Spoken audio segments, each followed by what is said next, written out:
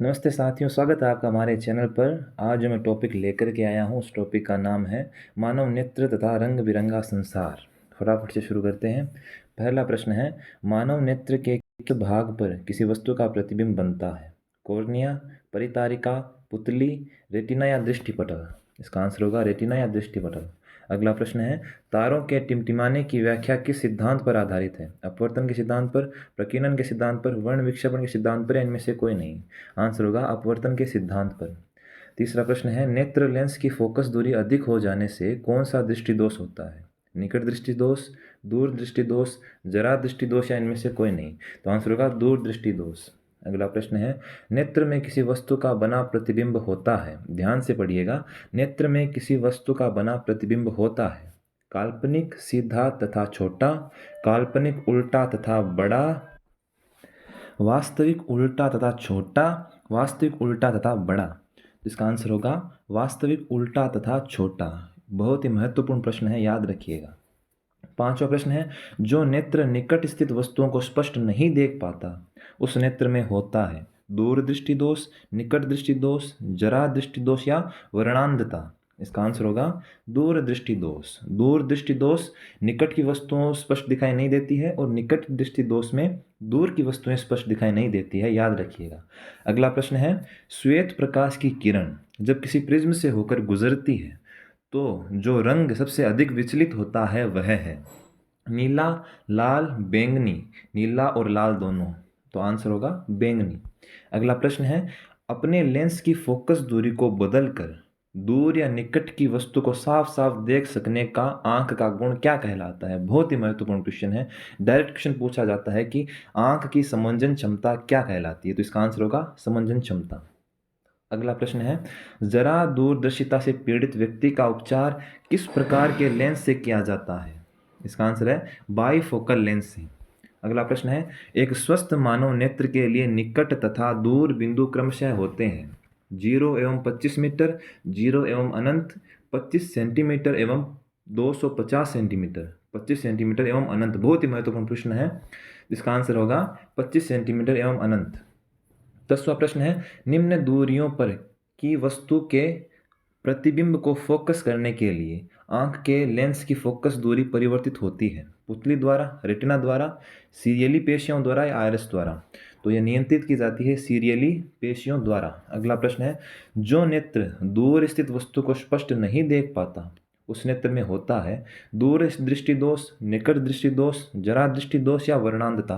तो मैं पहले ही बात कर चुका हूँ, दूर की वस्तुओं के लिए निकट दृष्टि दोष और निकट की वस्तुओं के लिए दूर दृष्टि दोष। तो इसमें अपना आंसर हो जाएगा निकट दृष्टि दोष।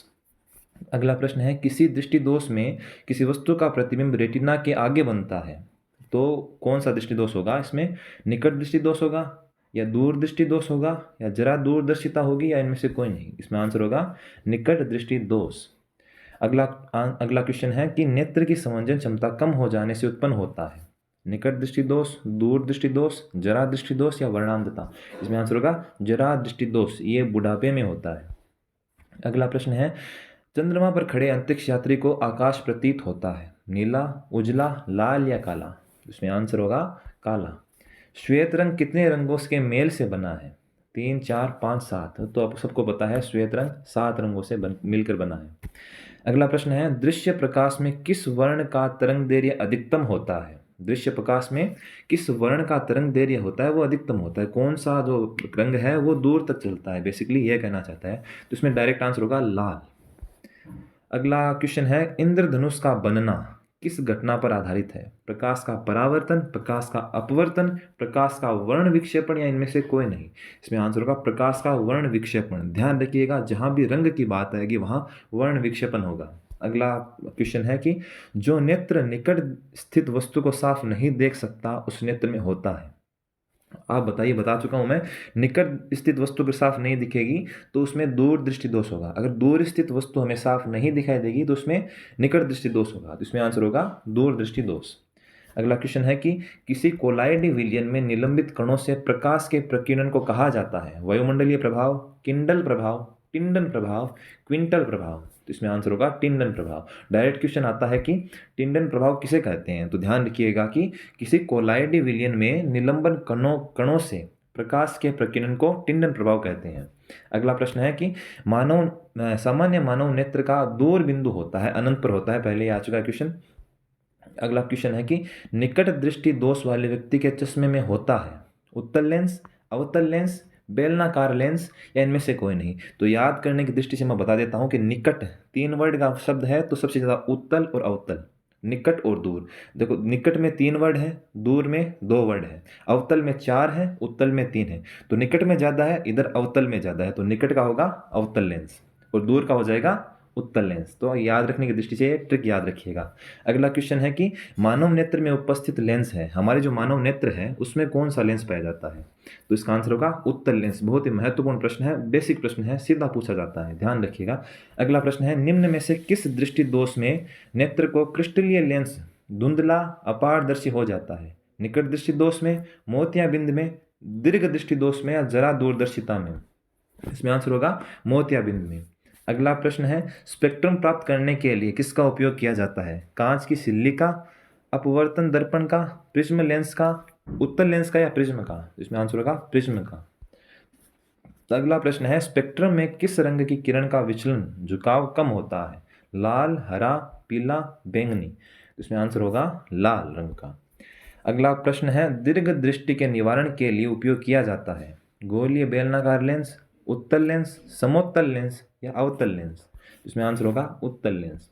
अगला प्रश्न है प्रिज्म से प्रकाश की कौन सी परिघटना घटती है? परावर्तन, अपवर्तन, वर्ण विक्षेपण या इनमें से कोई नहीं? तो इसमें आंसर होगा वर्ण विक्षेपण। अगला प्रश्न है प्रकाश के किस रंग का तरंग दैर्घ्य सबसे कम होता है? इसमें आंसर होगा बैंगनी। मैं पहले बता चुका हूँ तरंग दैर्घ्य सबसे अधिक होता है लाल रंग का और सबसे कम होता है बैंगनी रंग का। बेसिकली इसका मतलब है कि बैंगनी रंग है वो सबसे ज़्यादा मुड़ता है और लाल रंग है वो सबसे दूर जाता है, मतलब बिल्कुल नहीं मुड़ता है। अगला क्वेश्चन है कि आकाश का रंग नीला प्रतीत होता है प्रकाश के परावर्तन के कारण, प्रकाश के प्रकीर्णन के कारण, प्रकाश के अपवर्तन के कारण या इनमें से कोई नहीं? आंसर है प्रकाश के प्रकीर्णन के कारण। आंख का व्यवहार होता है अवतल दर्पण की तरह, उत्तल लेंस की तरह, समतल दर्पण की तरह या इनमें से कोई नहीं? पहले भी आ चुका है प्रश्न, उत्तल लेंस की तरह है। अगला प्रश्न है एक साधारण प्रिज्म कितनी सतहों से घिरा होता है? 6, 4, 5 या 3? तो इसमें आंसर होगा 5। यदि किसी वस्तु का प्रतिबिंब रेटिना के पीछे बनता है तो वह व्यक्ति किस दृष्टि दोष से पीड़ित है? दूर दृष्टि दोष से, निकट दृष्टि दोष से, जरा दूरदर्शिता से या इनमें से कोई नहीं? तो इसका आंसर होगा दूर दृष्टि दोष से। अगला प्रश्न है किसी माध्यम में छोटे छोटे कणों के निलंबन को कहा जाता है? कोलाइड, पुंज, प्रकाश या इनमें से कोई नहीं? तो इसका आंसर होगा कोलाइड। अगला प्रश्न है नेत्र गोलक का व्यास लगभग होता है 2.3 सेंटीमीटर, 2.4 सेंटीमीटर, 3.3 सेंटीमीटर या 3.4 सेंटीमीटर? इसका आंसर होगा 2.3 सेंटीमीटर। याद रखिएगा, बहुत ही महत्वपूर्ण प्रश्न है।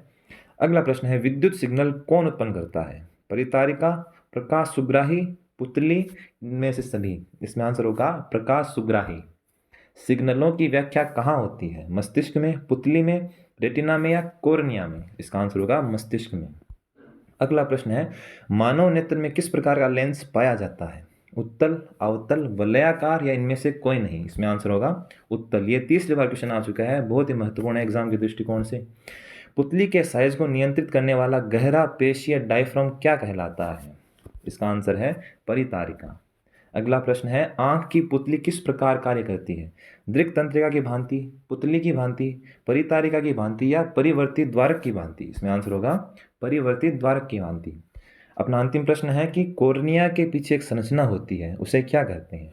पुतली कहते हैं, नेत्र पटल कहते हैं, रेटिना कहते हैं या परितारिका कहते हैं? इसका आंसर होगा इसे परितारिका कहते हैं। तो आज की वीडियो में इतना ही। इसी तरह हमारे चैनल से जुड़े रहिए, अपने जितने भी साथी हैं, सहपाठी हैं, उनके साथ ये वीडियो को साझा कीजिए। धन्यवाद।